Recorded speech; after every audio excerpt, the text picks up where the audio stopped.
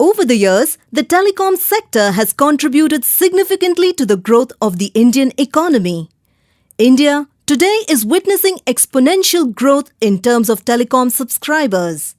To fathom this rise, it is important to first understand the evolution of the telecommunications sector.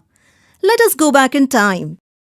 The evolution of telecommunications sector can be categorized in three stages. The first stage, which lasted till 1990, was a period where the telecommunications sector was owned and run by the government. Telephone services in India began in a small scale with the commissioning of a 50-line manual telephone exchange in 1882 in Kolkata. This was less than 5 years after the invention of the telephone by Alexander Graham Bell. In the pre-independence era, all major cities and towns in the country were connected with fixed-line telephones. Post-independence, growth remained slow as the telephone was seen more as a status symbol rather than being an instrument of utility. India had approximately 82,000 telephone connections at the time of independence, and by 1984, the number of connections had slowly risen to 3.05 million. It was during the state-owned era in the year 1985 that the Department of Telecom or DOT separated from Indian Post and Telecommunication Department. The DOT was responsible for telecom services in entire country until 1986. In this very year, Mahanagar Telephone Nigam Limited or MTNL and Videsh Sanchar Nigam Limited or VSNL were carved out of DOT to run the telecom services of metro cities, which included Delhi and Mumbai, and international long-distance operations respectively. The stage was set for India to enter the second phase in the evolution of the telecommunications sector. In 1994, the government introduced the National Telecommunications Policy or NTP. This policy clearly laid down the role of the private operators. The country was divided into different circles, which includes the 4 metros, when mobile phones were introduced. Today, there are 23 circles across the country. Separate licenses were given out for each of the circles in 1994. The circles were classified as metros A, B or C, depending upon the revenue potential for the circle. Cellular services were first launched in 1995 in Kolkata, then Calcutta. Another milestone during this era was the formation of TRAI, short for the Telecom Regulatory Authority of India.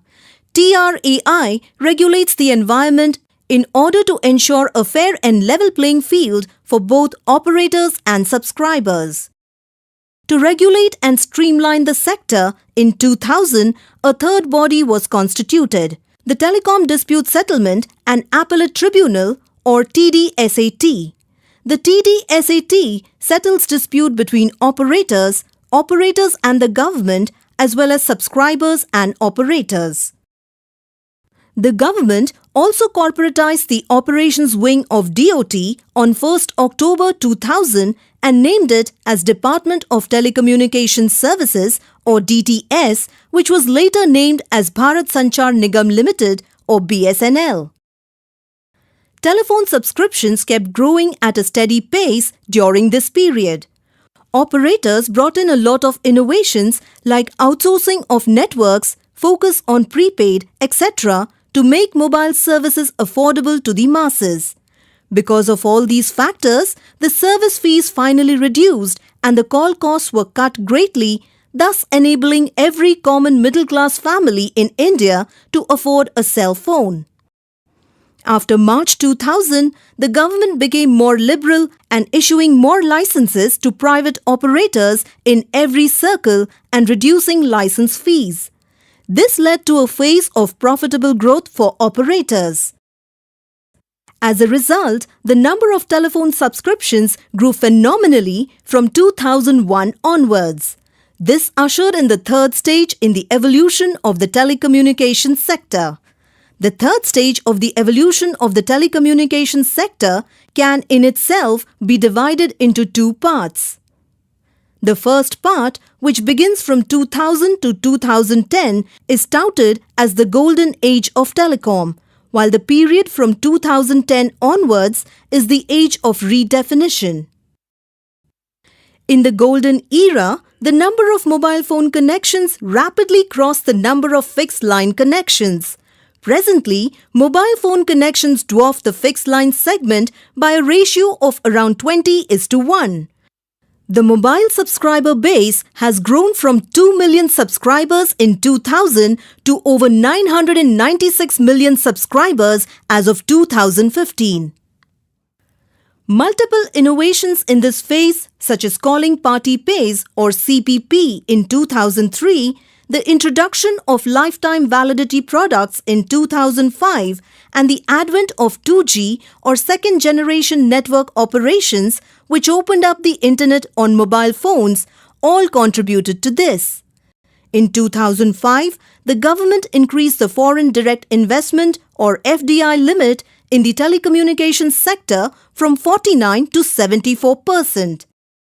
This allowed more operators to gain licenses to operate. Today, there are multiple operators in each circle across the country. The Indian telecom market is amongst the most competitive in the world. With time, as mobile penetration across the country continued to increase, operators constantly had to evolve their strategy. This was the start of the age of redefinition. In this age as well, the industry has continued to grow. Delinking of spectrum from licenses, constant evolution in technology, freeing up of more spectrum have all provided these boosts. A significant contributor to this phenomenal rise has been the introduction of 3G or third generation network in 2008 and 4G or fourth generation in 2012. The advent of 3G and 4G networks, coupled with the introduction of smartphones, brought mobile advertising, mobile commerce, video calling, streaming, full movie download, live TV and multiplayer gaming to everyone's handset. Over the last 2 decades, the Indian telecommunications sector has undergone a complete transformation. Driven by various policy initiatives, the sector has grown by leaps and bounds in the recent past. As we leap into the future, one thing is for sure, the telecom sector will continue to play a pivotal role.